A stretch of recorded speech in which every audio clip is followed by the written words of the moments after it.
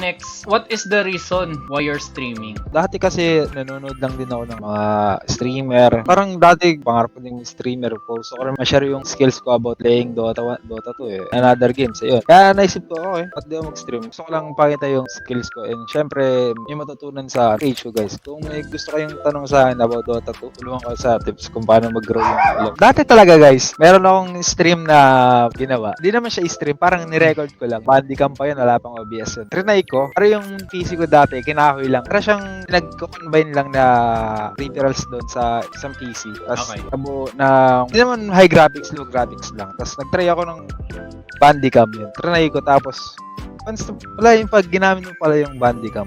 Wala, di mo makikita yung cursor na mouse mo. Habang naglalaro ako, di ko makita yung cursor ko nasaan ako. Ayun yung first na pag try ko ng hindi naman stream, ni-record ko lang.